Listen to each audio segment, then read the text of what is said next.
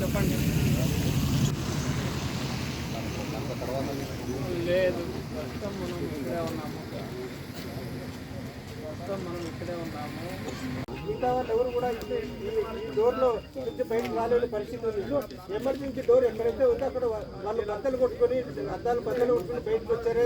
వాళ్ళు మాత్రమే ప్రాణాలతో బయటపడ్డారు. మిగతా సమాచారం మేరకు 8 మంది వరకు మృతి చెందినట్టుగా మనకు సమాచారం ఉంది. అయితే మృతుల సంఖ్య ఇంకా పెరిగే అవకాశం అయితే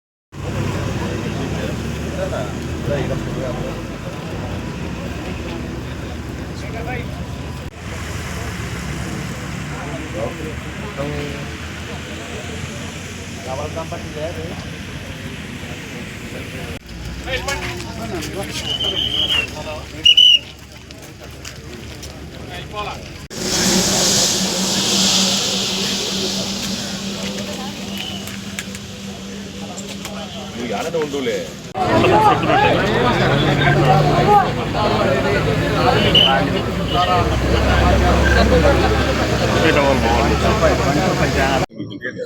నాకు మా మామయ్య ఫోన్ చేసినాడు.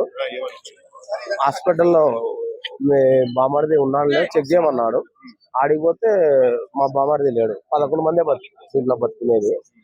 దాంట్లో 11 మందిలో మా బామర్ది లేడు. వీడు ఉండేది బెంగళూరు, హిందుస్థాన్ దాంట్లో జాబ్ చేస్తాడు. టూరిజం కోసం దీపావళికి ఫ్యామిలీతో హైదరాబాద్ వెళ్ళినాడు. హైదరాబాద్ పోయినాడు. అక్కడ చూసుకొని రాత్రి కావేరీ ట్రావెల్స్ రిటర్న్ బయలుదేరినాడు. కావేరీ ఫ్యామిలీతో నలుగురు లేరు.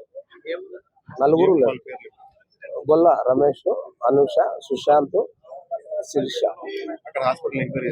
హాస్పిటల్ ఎంక్వైరీ చేసిన తర్వాత ఇక్కడికి వచ్చాం. అక్కడ పోలీసులు సమాచారం ఇచ్చినందుకు వచ్చాం.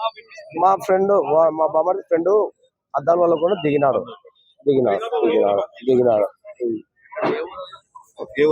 వాళ్ళది వరకుంటపాడు మండలం, ఉదయగిరి నియోజకవర్గం, నెల్లూరు డిస్ట్రిక్ట్.